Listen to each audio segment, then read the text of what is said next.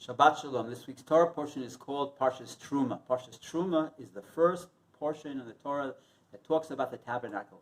We're talking about the vessels that were used in the tabernacle and the actual walls of the tabernacle.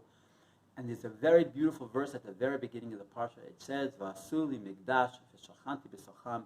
Make for me a holy dwelling place, and I will dwell within you, within each and every Jewish person. The prerequisite for God dwelling in us, or for making him a physical place that we should be able to connect to him. Okay, but what are we going to do now? The temple was destroyed. So the Gemara says that when the temple was destroyed, that the spiritual energy that was there was divided up into the 6 feet of halakha, the 6 feet of Jewish tradition, of connected to the Torah that's around each person. Each person has become like it has the potential to be a holy tabernacle, a mishkan. Okay, and so in the Mishkan there was the altar. There were 2 altars. There was the altar for animals on the outside, and there was the altar for incense on the inside. The altar for animals. What kind of animals were put on the altar? First, there were cattle and sheep, and then goats. Cattle is the aspect of our evil inclination, of our animal identity, to be confrontational, to push away contact and connection. The idea of sheep is the idea of conforming to things that are against who we really are, against our connection to Judaism. It goes to the idea of being stubborn, about being stuck and attached to our habits and negative tendencies.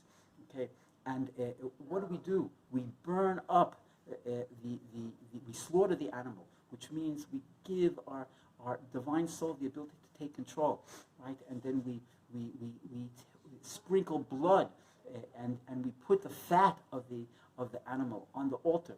Sprinkling the blood is to take our enthusiasm. The fat is our pleasure, and take it instead of the negative things and the positive things. We burn up the entire animal, which means we want to take all of the power and of the negative desires and use it for holiness. Okay, and why was the altar outside? Because the prerequisite for connecting to the inner, the most subtle and sublime aspects of Kedusha has to begin first with controlling our animal desires. But once we did that, we can go into the temple.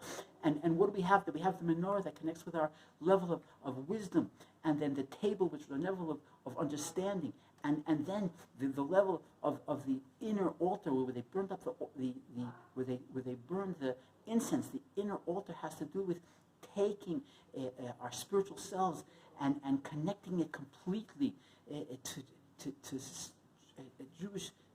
Judaism, to divinity. Okay, when we do that, when we control our animal desires, that is what gives us the ability to experience in the purest way, in the most proactive way, the divinity all around us. Please God, may we be successful. Shabbat Shalom.